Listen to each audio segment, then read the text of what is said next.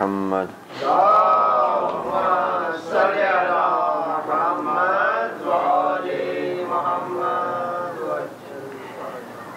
والصلاة والسلام على أهل بيته الطيبين الطاهرين المعصومين المظلومين ولعنة الله على أعدائهم أجمعين. اللهم كن لوليك الحجة ابن الحسن صلواتك عليه وعلى آبائه في هذه الساعة وفي كل ساعة وليا وحافظا وقائدا وناصرا ودليلا وعينا حتى تسكنه أرضك طوعا وتمتعه فيها طويلا برحمتك يا أرحم الراحمين. اللهم صل على محمد وآل محمد. اما بعد، السلام علیکم ورحمۃ اللہ وبرکاتہ. تمام حمد و ثنا خدا کی ہے جس نے اس کائنات کو خلق کیا اور ہمیں اپنی بہترین نعمتوں سے نوازا.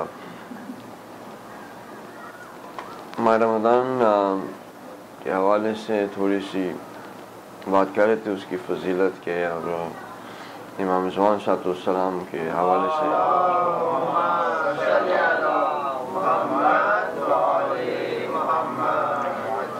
جو قرآن کی آیات ہیں جو امام کے ٹاپک سے ریلیٹڈ ہیں، اس کے حوالے سے تھوڑی سی بات کریں گے انشاءاللہ.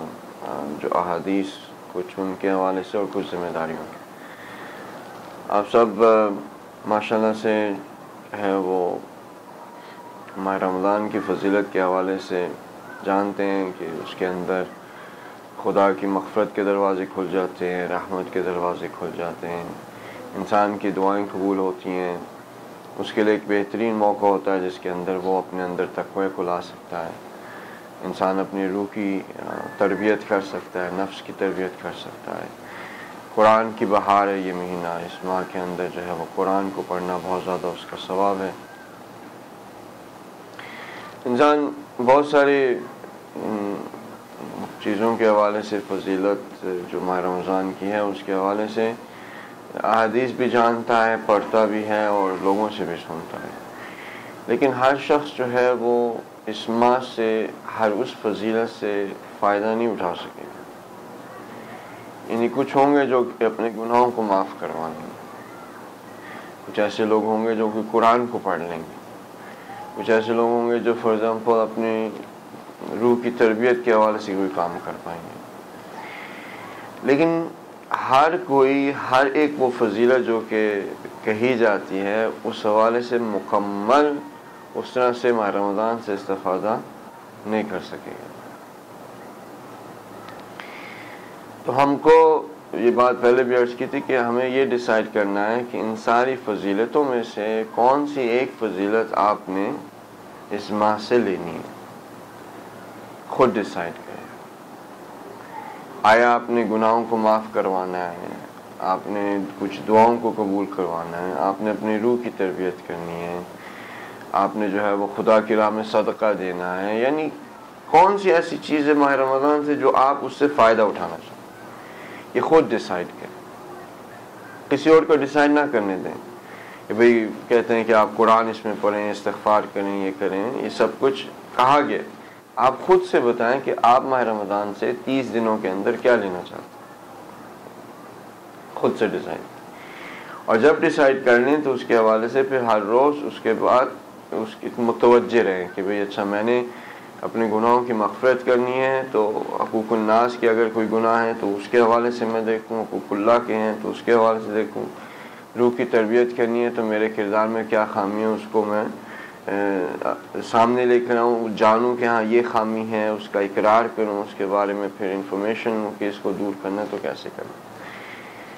تو خود سے ایک بینیفٹ ماہ رمضان کا اپنے لیے انتخاب کر لیں، اس کو پرسنلائز کر لیں اور اس کے اوپر کام کریں. آپ کے پاس 30 دن ہیں اور 30 دنوں کے بعد وہ جو آپ نے کام کیا ہوگا اس سے انشاءاللہ آپ کو فائدہ پہنچے گا.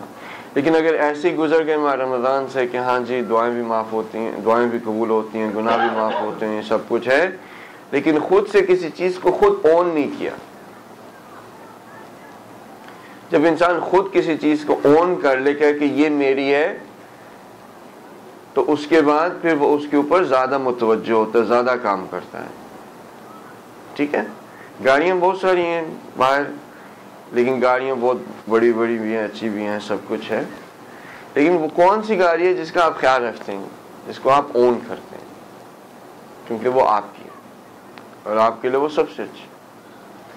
اس طرح سے بہت ساری فضیلتیں ماہ رمضان کی وہ ہوں گی, لیکن وہ فضیلت سب سے اچھی رہے گی جس کو آپ خود اون کریں. کہ ہاں یہ دعاؤں کی قبولیت کا مہینہ ہے, میں اس کو اون کرتا ہوں. ٹھیک ہے, میری جتنی دعائیں میں ان کو کروں گا اور انشاءاللہ تعالی اللہ سبحانہ تعالیٰ ان کو قبول کرے گا. یا یہ مغفرت کا مہینہ ہے تو میں اس کے اندر اپنے گناہوں کو معاف کرواؤں گا. یا یہ ہے کہ اس کے اندر میں اپنی روح کی تربیت کروں. کسی ایک چیز کو اون کر لیں کہ یہ میری ہے, اس ماہ سے مجھے یہ چاہیے, اس کو ٹریک کریں جیسے جیسے منتھ گزر رہا ہے. آج ماشاءاللہ سے کون سی تاریخ ہو گئی, 4, شاید سیٹرڈے کو پہلی تھی, تو گننے 4 تاریخ ماہ رمضان, 4 دن ماہ رمضان کے گزر چکے ہیں. یعنی کتنے دن واپس رہ گئے, 26 یا 25 یا 24. اب وہ ڈپینڈ کرے گا, مثلا حالانکہ 28 روزے نہیں ہو سکتے, لیکن ہم 28 بھی رکھ لیتے ہیں. وہ ڈپینڈ کرے گا آخر میں آ کے کہ کیا ہوتا ہے.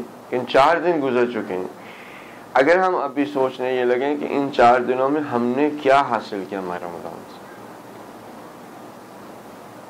4 دن پیچھے جائیں, سیٹرڈے سے پہلا روزہ رکھنا شروع کیا, ان 4 دنوں میں ہم نے کیا حاصل کیا ماہ رمضان سے. 4 دن تو گزر گئے,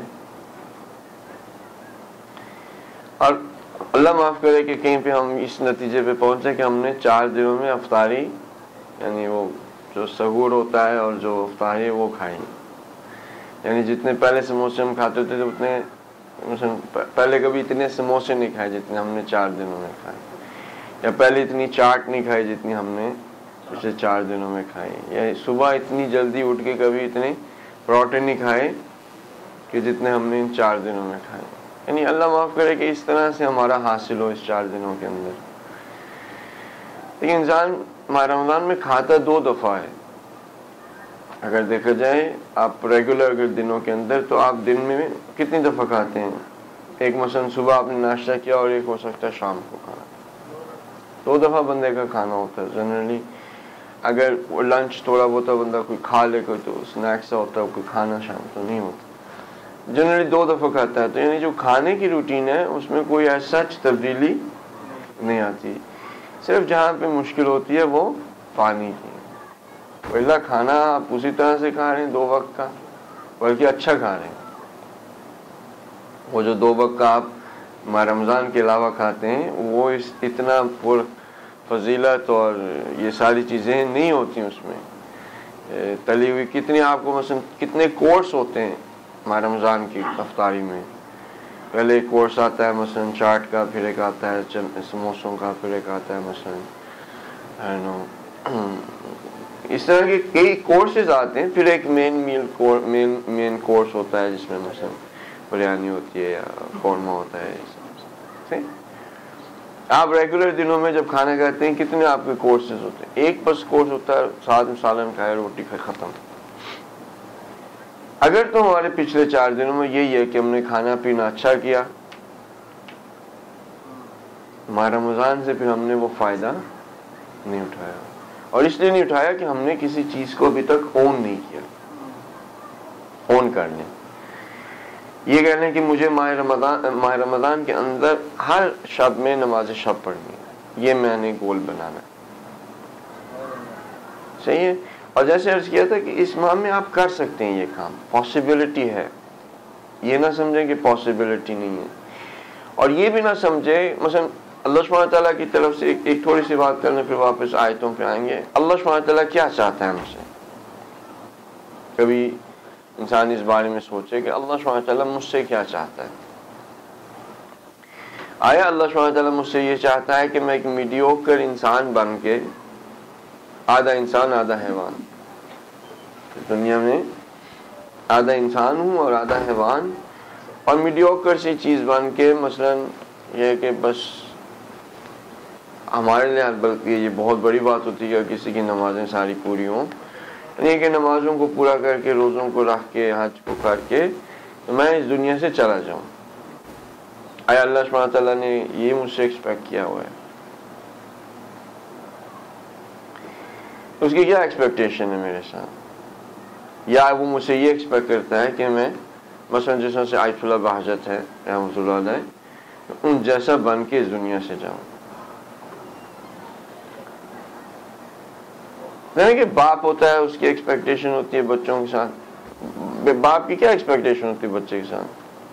آیا وہ یہ چاہتا ہے کہ وہ بس بڑا ہو، تھوڑا سا ریگولر چھوٹے موٹے کام کرے اور کر کے جو ہے وہ اس دنیا سے چلا جائے؟ یا باپ یہ چاہتا ہے کہ یہ کوئی اس دنیا کے اندر کوئی بڑا کام کرے، ایک اچھی جگہ پہ پہنچے، اس کی زندگی آسان ہو، اپنے بچوں کی اچھی طرح سے دیکھ بھال کر سکے، تربیت کر سکے، ہماری خاندان کے نام کو جو ہے اجاگر کرے؟ اس طرح کی چیزیں ہوتی ہیں نا۔ اللہ سبحانہ وتعالیٰ ہم سے کیا ایکسپیکٹ کرتا ہے اور ہم اپنے آپ سے کیا ایکسپیکٹ کرتے ہیں؟ دو چیزیں۔ اللہ سبحانہ وتعالیٰ چاہتا ہے کہ آپ آیت اللہ بہجت رحمۃ اللہ بن کے اس دنیا سے جائیں، لیکن اب اللہ چاہتا رہے، رسول چاہتا رہے، ملائکہ چاہتے رہے، پوری کی پوری کائنات چاہتی رہے، ہونے والا نہیں ہے۔ ہوگا کب؟ جب خود چاہیں گے۔ آپ اپنے آپ سے کیا ایکسپیکٹ کرتے ہیں؟ آپ کیا چاہتے ہیں؟ جب تک آپ خود سے نہیں یہ چاہیں گے، ایکسپیکٹ نہیں کریں گے کہ آپ آیت اللہ بہجت رحمۃ اللہ جیسے بن کے اس دنیا سے جائیں، تب تک یہ کام نہیں ہو سکتا۔ خدا نے یہ قوانین اس طرح سے بنا دیں، قانون اس نے اس طرح سے بنا، اس کی انشاء ضرور ہے، انشاء ضرور ہے، لیکن اس انشاء کے اندر اس نے ایک اور انشاء رکھی، اور وہ یہ ہے کہ اگر انسان خود سے چاہے، اگر انسان خود سے نہیں چاہے گا تو پھر یہ کام نہیں ہوگا۔ اس لیے نہیں ہوگا کیونکہ پھر کوئی فضیلت نہیں رہ جاتی۔ اگر میں چاہوں اور سب ایسے ہو جائیں تو پھر خود سے ان کی کیا فضیلت؟ خود سے جہنم اور جنت کا پھر کوئی کانسیپٹ نہیں بنتا۔ خود سے چاہیں گے تو پھر یہ میں ان کی مدد کروں گا، قرآن سے استفادہ کریں گے، انبیاء علیہ السلام کی ہدایتوں سے استفادہ کریں گے، اولیاء کی ہدایتوں سے استفادہ کریں گے، اور یہ اچھے بن جائیں گے۔ تو انسان وہ شخص جو اپنے آپ سے یہی ایکسپیکٹ کرتا ہے کہ میں بس اس طرح میڈیوکر ہو کے زندگی کر لوں، حتیٰ دنیاوی لحاظ سے، دین کو تو چھوڑیں، دنیاوی لحاظ سے جو اپنے آپ سے صرف یہ ایکسپیکٹ کرتا ہے کہ میں بس اتنا سا کر لوں اور یہ کرنے کے بعد چلا جاؤں، اسے اتنا ہی ملتا ہے۔ یہ لوگ جو کہ بڑے بڑے آج بنے بیٹھے ہیں، جن کے پاس پاور ہے، طاقت، یہ ساری چیزیں کہنے کو دنیا کے حوالے سے سکسیس جو ہے، ان سے آپ پوچھیں بھی تم کیا کرنا چاہتے تھے، وہ آپ کو بتائے گا کہ even though I was in a flea market putting a stand for، یعنی چھوٹا سا میرا اسٹینڈ ہوتا تھا، but I always thought that I would become a millionaire۔ مجھے نہیں تھا پتا، لیکن میری جو سوچ تھی وہ یہ تھی کہ میں ملینئر بنوں گا، میں بن گیا۔ اگر آپ دوسری، اور اگر میں اس کارپوریٹ ورلڈ میں ایگزامپلز آپ نے دینے لگ جاؤں تو بہت زیادہ یہاں پہ وقت گزر جائے گا، اور آپ کے لیے شاید وہ اتنی مناسب بھی نہ رہے۔ 7 Habits of Highly Effective People، پتہ نہیں آپ نے وہ کتاب دیکھی یا نہیں، یا سکسیسفل پیپل یا افیکٹو ہوتی ہیں، ڈیل کارنیگی کی ایک کتاب ہے جو کہ کارپوریٹ ورلڈ میں پڑھائی جاتی ہے۔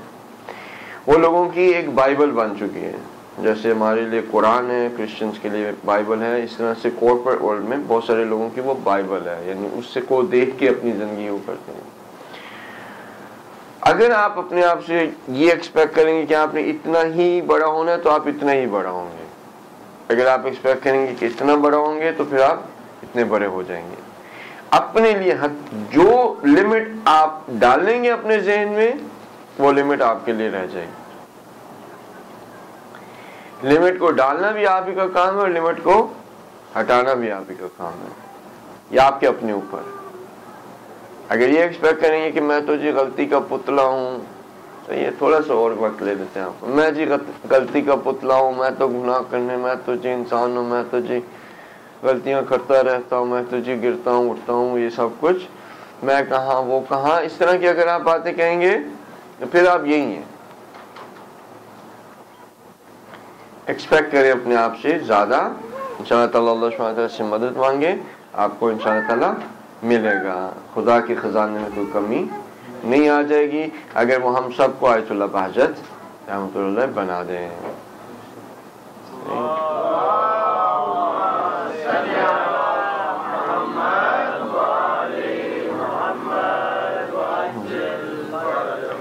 صحیح. سورہ نور کی آیت نمبر 55. اگر آپ اس کو چاہیں تو یہ دعا افتتاح کے اندر بھی، دعا کے آخر میں جو ہے وہ دعا اللہ سبحانہ تعالیٰ سے کہہ رہی ہوتی ہے اسی آیت کے حوالے سے کہ خدایا مثلا اس کو جو ہے وہ اس زمین کو دے دے، اور اس زمین کو اس طرح سے دے جس طرح سے پہلے لوگوں کو دی ہوئی تھی، اور اس کے لیے جو ہے وہ دین جس کو کہ تو راضی ہو چکا ہے اس دین کو جو ہے وہ محکم کر دے. یہ سب اسی آیت ہی کے اسی آیت سے اس دعا کے اندر امام کے لیے دعا کی گئی ہے. ہم خدا سے یہ بات کہہ رہے ہیں کہ خدا وہ وعدہ جو ہے وہ اس کے لیے پورا کر. کون سا وعدہ ہے؟ وعد اللہ والذین آمنوا منکم وعملوا الصالحات لیستخلفنہم فی الارض کما استخلف الذین من قبلہم. یہ جو وعدہ تو نے کیا ہوا ہے ان لوگوں سے جو کہ ایمان لے آئے ہیں اور اعمال صالح کو انجام دیتے ہیں کہ ان کو تو زمین کے اندر خلیفہ بنا دے گا اس طرح سے جس طرح سے تو نے پہلے لوگوں کو اتھارٹی دی ہے. تو اس امام کے لیے یہ کام کر. تو یہ جو دعا ہے در حقیقت میں امام زمان صلی اللہ علیہ وسلم کے، یہ جو آیت ہے یہ امام زمان صلی اللہ علیہ وسلم اس کا مصداق ہیں. اور آپ جب احادیث میں دیکھیں گے تو امام اس کا مصداق ہے اور ان کے اصحاب اس کا مصداق ہیں کہ جن کو کہ یہ دنیا وراثت میں ملے گی یا ان کے اوپر ان کو پاور ملے گی. عرض کر دیا تھا کہ زمین ہے تو خدا ہی کی اور امام کو آلریڈی یہ مل چکی ہے. اب یہ جو زمین جو کہ خدا کی اور امام کو آلریڈی مل چکی ہے، اس زمین کے اوپر اب لوگوں نے کیا کیا ہوا ہے؟ قبضہ کیا ہوا ہے.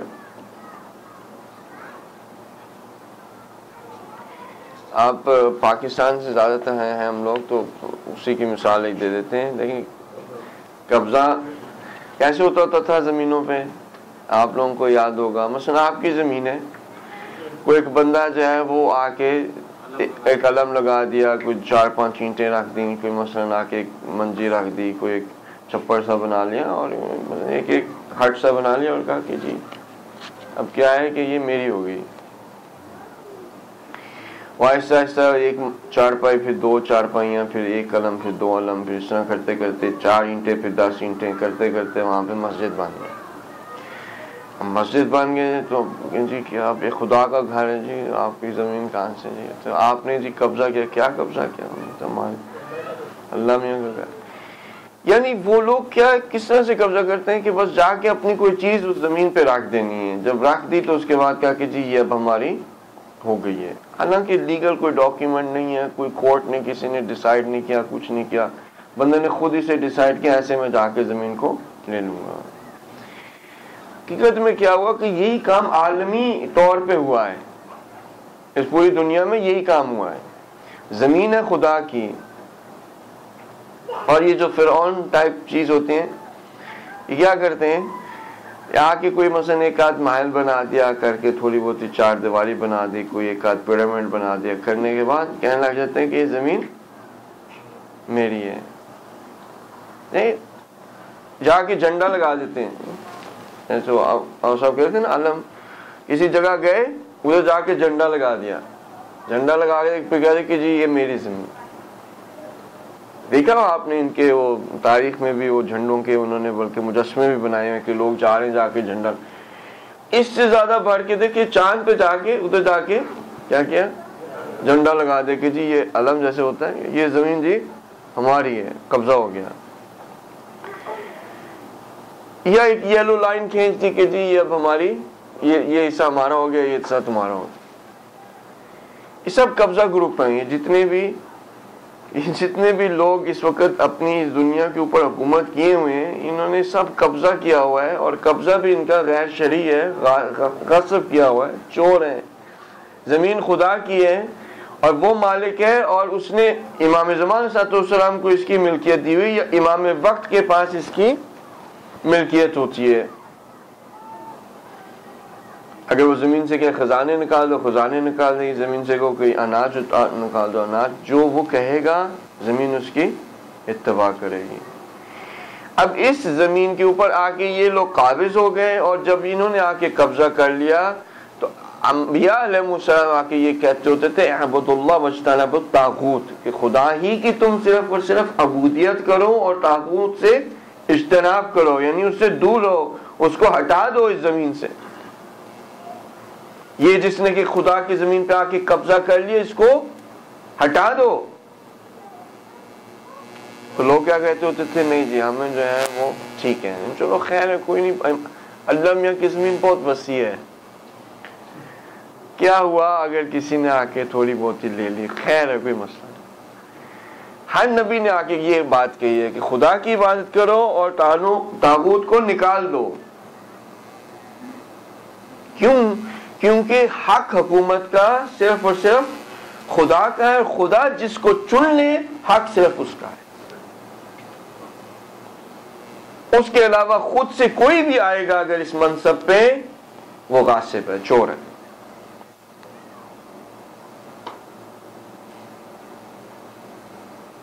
ملک خدا کی، حکومت خدا کی، حکومت اس پہ خدا ہی کی ہونی چاہیے، اور وہی چن سکتا ہے اس کو جو اس کی حکومت کو کرے گا۔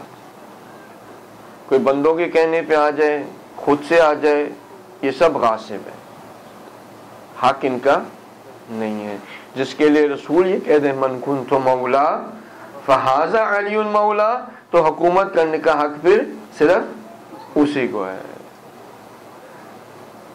جس نے مجھے اپنا مولا کہا تو وہ اس کو اپنا مولا کہے، اور جو اس کو مولا کہے گا وہ اس دنیا میں بھی اور آخرت میں بھی کیا فلاح پا جائے گا۔ رسول کے پاس حق تھا نا حکومت کرنے کا، رسول کے پاس حق کس نے دیا تھا؟ لوگوں نے دیا تھا، لوگوں نے تو نہیں دیا تھا، کس نے دیا تھا؟ خدا نے دیا تھا۔ تو خدا نے اس لیے حق دیا تھا کیونکہ خدا ہی کے پاس حق ہے دینے کا۔ خدا نے رسول کو حق دیا، رسول نے آگے امام علی کو حق دیا، امام علی اب آگے جس کو بھی امام حسن کو حق دیا، پھر امام حسین کو، اور یہ حق اسی طرح سے خدا کا دیا ہوا ٹرانسفر ہوتا رہا ہے۔ اس کے علاوہ اگر کوئی اور نظام ہوگا، سسٹم ہوگا، کوئی اور چیز ہوگی تو سب کے سب خدا کی ملکیت کے خلاف ہے۔ یہ ہم بالکل کامن سینس کے ساتھ، ضرورت نہیں ہے کہ آپ جو ہے احادیث کا مطالعہ کریں، قرآن کا مطالعہ کریں، ضروری نہیں ہے، کامن سینس ہے۔ بچے سے پوچھیں، یہاں پہ جو 4-5 سال کا بچہ، اسے پوچھیں یہ زمین یہ کس کی ہے، کون، تو آپ کہہ دیں گے who created this earth? Who created this earth? جی اللہ سبحانہ وتعالیٰ۔ So someone who creates something owns it, right? It's his. تو اگر ایک بچہ جو ہے اس بات کو سمجھ سکتا ہے کہ خدا کی یہ زمین ہے، تو پھر بچہ بھی بات کو سمجھتا ہے کہ اس زمین پر حکومت کرنے کا بھی حق صرف خدا کا ہونا چاہیے، اور یہ بھی بچہ سمجھ سکتا ہے کہ جب خدا ہی کا حق ہے حکومت کرنے کا، تو وہی شخص حکومت کر سکتا ہے جس کو خدا کون چن لے۔ ٹھیک ہے، اب آپ کے پتہ نہیں منہ کیوں بن گئے ہیں، حالانکہ امام علی کے ولایت کے اندر آپ جی رہے ہیں۔ صلوات پڑھ دیں۔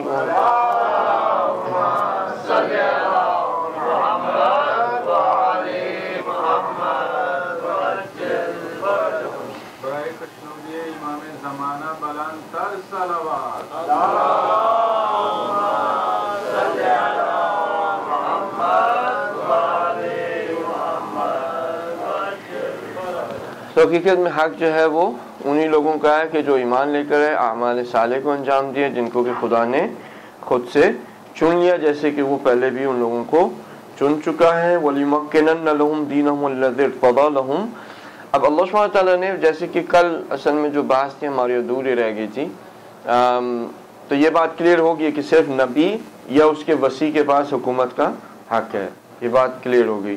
اور خدا چاہتا بھی ہمیشہ یہی ہے کہ انہی کے پاس حق رہے، کیونکہ ان کے پاس اگر حق نہیں رہے گا تو پھر کیا ہوگا کہ اس دنیا کے اوپر فساد ہوگا. جب دنیا پہ فساد ہوگا تو پھر لوگ اس جگہ تک نہیں پہنچ سکتے جس جگہ کا خدا نے ان کے لیے وہ ایکسپیکٹ کرتا ہے کہ جو کہ سعادت ابدی کمال ہے. فساد کے اندر رہ کے توحید کا بیج اگر بویا جائے تو وہ پھل نہیں دے سکتا، جیسے کہ ہم پہلے عرض کر چکے ہیں. اس کے لیے ضروری ہے کہ جو حکومت کرنے والا ہو وہ یا تو نبی ہو یا اس کا وصی ہو یا اس کا وصی ہو.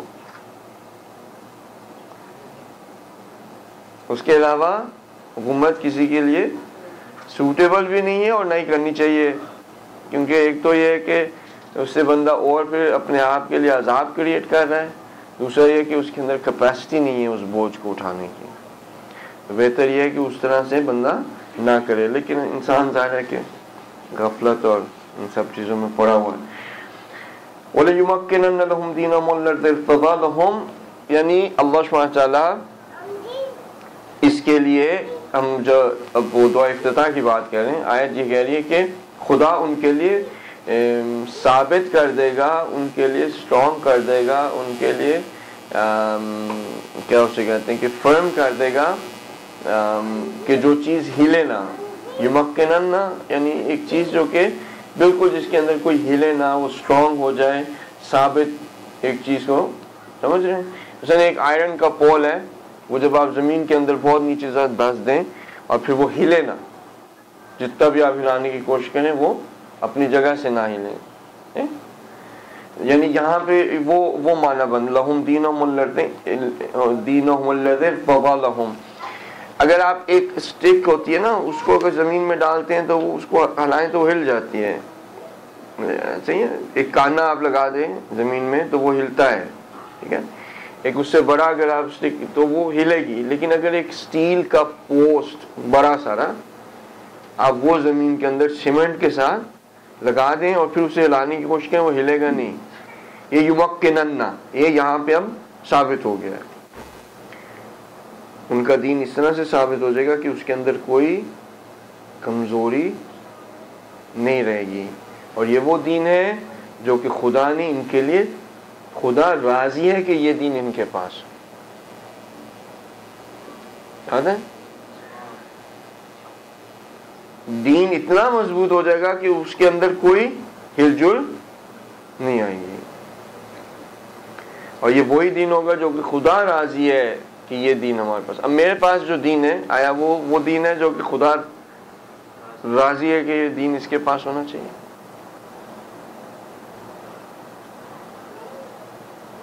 ذرا سوچیں. مثلا میرے پاس جو دین ہے وہی ہے جس سے کہ خدا راضی ہے.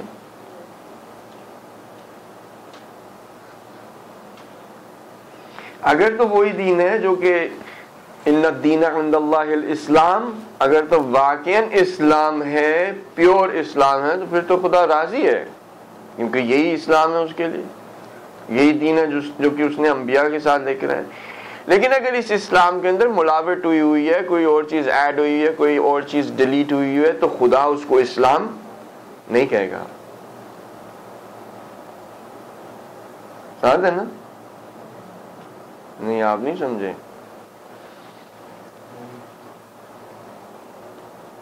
میرے پاس جو دین ہے، اگر اس میں سے کوئی چیز نہ نکالی گئی نہ ایڈ کی گئی، تب وہ نہیں، تب وہ اسلام ہے.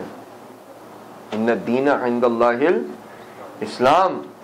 اگر کوئی چیز ایڈ کی گئی یا کوئی چیز ڈیلیٹ کی گئی تو حتیٰ وہ دین اسلام نہیں ہے.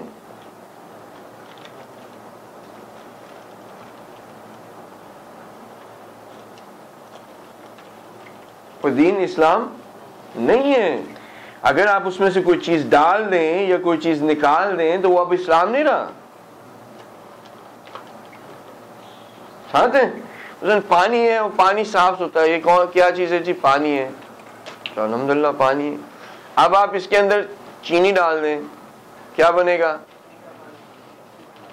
اس کو پانی نہیں آپ کہیں گے خالص پانی، شربت کہیں گے اسے، میٹھا پانی پھر بھی شاید وہ، یا مثلا آپ وہ روح افزا ڈال دیں اس میں،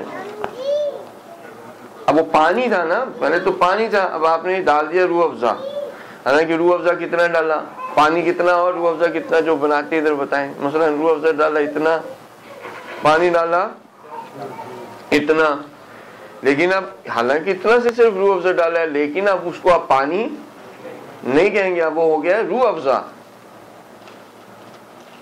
دین اگر تو اسی طرح سے جس طرح سے رسول اللہ صلی اللہ علیہ وسلم لے کر آئے ہیں تو واقعا وہ اسلام ہے، اور اگر اس میں سے کوئی چیز ڈال دی گئی اور یا نکال دی گئی تو وہ پھر اسلام بھی، اس کو اسلام کہنا بھی جائز نہیں ہے، حتیٰ اس حد تک۔ اب یہ تو بات ہوگی منطقی، تھوڑی سی کامن سینس کی۔ ہمیں جس جگہ پہ ہم پہنچے ہیں وہ یہ ہے کہ ہمیں یہ چیک کرنا پڑے گا کہ جب جو ہمارے پاس چیز ہے اور جو رسول لے کر آئے وہ ایک ہی جیسی ہے، اور جو امام نے آ کے یہاں پہ جس دین کو محکم کرنا ہے، جس کے بنیادوں کو محکم کرنا ہے، جس کے اندر کوئی ضعف ویکنیس نہیں رہے گی، وہ کون سا دین ہے؟ ان الدین عند اللہ الاسلام۔ وہ چیز نہیں ہوگی جو ہو سکتا ہے میرے پاس ہو۔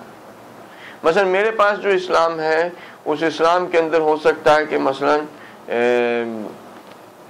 کیا کہیں کہ مثلا اس اسلام میں ہو سکتا ہے کہ اب میں وہ بات نہیں کہنا چاہ رہا تھا لیکن چلیں ذہن میں بار بار آ جاتی ہے کہ اس اسلام میں آنکھوں میں حجاب کافی ہے۔ اب اگر اس طرح کا اسلام ہے میرا کہ آنکھوں میں حجاب ہے تو بس ٹھیک ہے، تو وہ اسلام وہ نہیں ہے جو کہ امام نے آ کے اس کو محکم کرنا ہے۔ اگر اس طرح سے وہ محکم کرنے لگے پھر تو ایک حکومت نہیں ہو سکتی،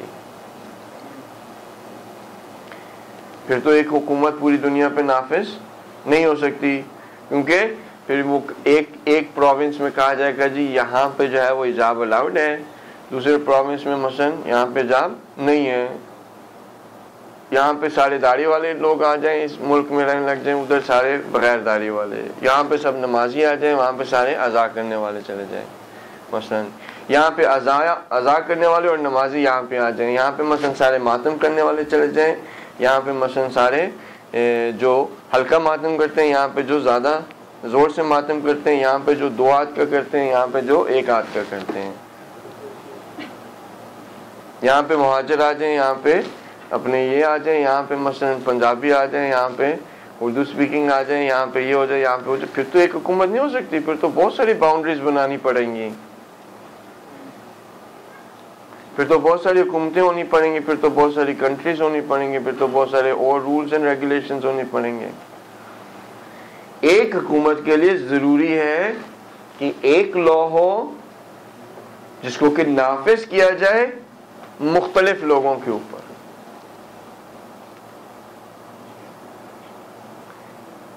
صحیح نا؟ تو ہمیں یہ دیکھنا پڑے گا کہ ہمارے پاس کیا ہے، آیا ہمارے پاس وہی اسلام ہے جو رسول لے کر آئے، یا ہمارے اسلام میں معاذ اللہ کیا ہو چکی ہے، یا ہمارا اسلام روح افزا بن چکا ہے۔ آیا پانی یعنی اسلام ناب ہے یا روح افزا بن چکا ہے؟ اگر کہ روح افزا بن چکا ہے تو اس سے پھر آپ اسلام کیا نہیں کہہ سکتے ہیں۔ وَلْيُمَكِّنَنَّ لَهُمْ دِينَهُمُ الَّذِي ارْتَضَىٰ لَهُمْ وَلْيُبَدِّلَنَّهُم مِّن بَعْدِ خَوْفِهِمْ أَمْنًا۔ اور پھر اللہ سبحانہ تعالیٰ کیا کرے گا ان لوگوں کے ساتھ؟ یہ سب وعدے کا حصہ ہے، جو ہے وعد اللہ الذین آمنوا، یہ سب وعدے کا حصہ ہے کہ ان کے بدل دے گا من بعد خوفہم امنا، ان کے دلوں کے اندر جو خوف ہوگا اس خوف کو بدل دے گا وہ امن سے، نہیں یعنی پھر وہ ڈریں گے نہیں۔ ابھی کتنے لوگ یو ایس سے ڈرتے ہیں؟ الا ماشاء اللہ پوری دنیا بھری ہوئی ہے، ہو سکتا ہے ہم بھی شامل ہوں۔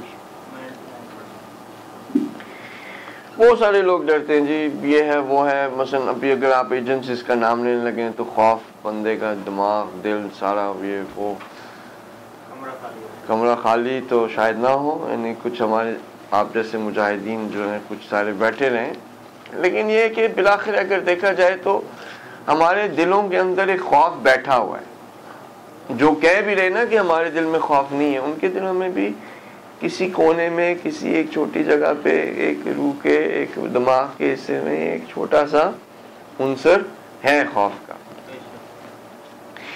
اب یہ جو چیز ہے انسان کے اندر، یہ آیت یہ کہہ رہی کہ خدا نے وعدہ کیا ہے ان لوگوں کے ساتھ جو ایمان لے کر آئیں اور اعمال صالح انجام دیتے ہیں۔ خدا ان کو اس دنیا میں اتھارٹی دے گا، اتھارٹی دے گا جس طرح اس نے پہلے لوگوں کو اتھارٹی دی تھی۔ ان لوگوں کے دین کو مضبوط کر دے گا، وہ دین جو کہ خدا راضی ہے جس دین کے ساتھ، صحیح ہے۔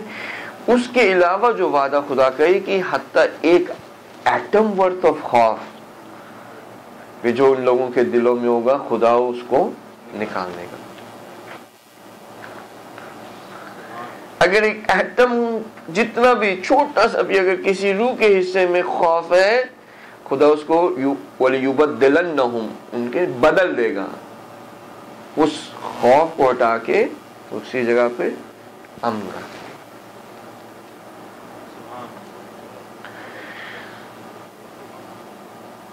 کتنا اچھا ہے اگر ہم ایسے ہو جائیں، اگر خدا ہمیں یہ توفیق دے دے کہ ایک ایٹم ورتھ آف خوف بھی جو ہے وہ ہمارے دلوں سے نکل جائے۔ یہ پاسبل آیا ہے اس زمانے کے اندر؟ جس زمانے میں ہم رہ رہے ہیں، پہلے تو ہوا یہ کہ اب وہ ہم تاریخ میں زیادہ پیچھے نہیں جاتے، لیکن یہ کہ چلے اگر تھوڑا سا اگر آپ الاؤ کریں، میں ویسے آپ کو پہلے پرمیشن بھی لے لیتا ہوں پھر خود ہی ایکسیپٹ بھی کر لیتا ہوں۔ عجیب ہے، ہمارے جو خون ہے نا، ہمارا خون کے اندر ایک جو چیز ہے ڈی این اے جو ہے اس کے اندر بہت ساری کیریکٹرسٹکس جو ہیں ہماری، وہ آباء و اجداد سے وہ کیریکٹرسٹکس ہمیں ملتی ہیں۔ جیسے آپ لوگوں نے بیماریوں کے حوالے سے تو سنا ہے کہ اگر مثلا خانوادے میں ڈائبٹیز ہے تو وہ بلڈ کے اندر آ جاتی ہے، بندے کو بھی ہو سکتا ہے، چانسز ہیں کہ ڈائبٹیز ہو جائے یا بی پی کے پرابلم سے، یہ آپ نے سنے ہوئے۔ جو آج کل کی ریسرچ ہے وہ کہہ رہی ہے کہ حتیٰ جو ماں باپ کی ٹریٹس ہوتی ہیں، مثلا اگر باپ ترسو تھا، سمجھیں ترسو یعنی ڈرپوک، اگر باپ ڈرپوک تھا تو پھر وہ جین جو ہے ڈی این اے کے اندر، وہ ڈرپوک والی جین اس بچے کے اندر بھی کیا ہے آ جائے گی۔ اگر آپ اس بہت پیچھے چلے جائیں، حضرت عباس کو بنایا گیا تھا کہ کسی بھی حوالے سے اس جین، وہ جو ہے بزدلی کی جین اس میں نہیں آنی چاہیے۔ خاص طور پہ قبیلے کو چنا گیا، اور وہ پھر جو عباس نکلا وہ پھر پوری دنیا اس کو جانتی ہے۔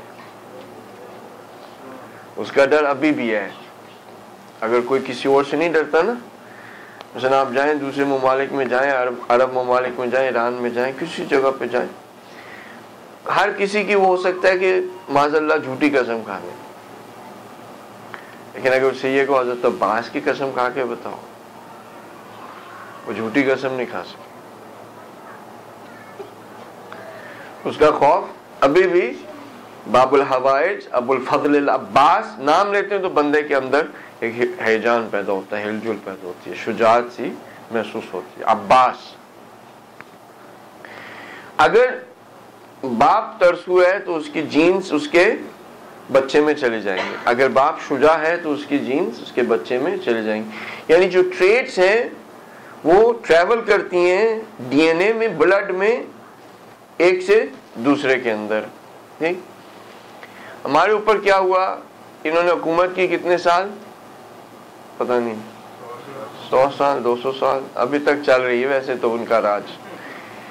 تو ہماری خوش فہمی ہے کہنے کو کہ 100 سال کی ابھی بھی چل رہا ہے جی، تو پیپرز میں تو یہاں پہ چل رہے ہیں، ہم ویسے بات کر رہے ہیں کہ وہ کالونیز کہنے کو انڈیپینڈنٹ ہو گئی، ان کو کہہ دیا گا کہ اب آپ انڈیپینڈنٹ ہیں، لیکن حقیقت میں وہ سسٹم وہی سسٹم ہے جو دوسروں کا تھا، جو مثلا جو لوگ تھے جو سسٹم لے کے آئے وہی سسٹم انہوں نے رکھا، انہی کے انداز پہ، انہی کے بتائے ہوئے نظام کے مطابق یہ کالونیز جو ہیں وہ چلی ہیں. تو حقیقت میں ان کی کوئی انڈیپینڈنسی نہیں رہی، راج ابھی بھی انہی کا ہے. نہیں، یہ ہمارے بلڈ میں آئی ہے. یہ جو تھوڑا بہت فیئر ہے یہ ہمارے بلڈ میں آئی. اللہ سبحانہ وتعالیٰ کہہ رہا ہے کہ میں وعدہ کرتا ہوں کہ ان لوگوں کے لیے ہم اس جین کو جو آتا ان کے اگر ٹریٹ یہ اندر بھی آ چکی ہے خوف کی، اس کو ہم نکال دیں گے. اپنے لیے بس یہ تھوڑا سی آخر والی بات ہے کہ اب ہو سکتا ہے ہمارے بچوں کے لیے ہم آلریڈی ٹو لیٹ کر چکے ہوں، کہ جو اب ہماری ٹریٹس تھیں جب ہمارا خون ٹرانسفر ہو گیا، اب جو ٹریٹس تھیں وہ تو اب ان کے اندر یعنی وہ ہیں، جاگ بھی سکتی ہیں سو بھی سکتی ہیں، یہ بھی ہے، لیکن یہ کہ اب ہم وہ ان کو دے چکے ہیں. لیکن اپنے بچوں کو ہمیں یہ چاہیے کہ اس طرح سے ہم تربیت کریں کہ ان کے اندر وہ خوف والی جین جو ہے وہ آگے منتقل نہ ہو، تاکہ ایسے لوگ پیدا ہو جائیں کہ جو امام کی نصرت کرنے کے لیے لائق ہوں، امام کے اصحاب میں شمار ہونے کے لیے لائق ہوں. ایک ترسو کا، ایک بزدل کا کام کوئی امام کی سپاہ میں نہیں ہے.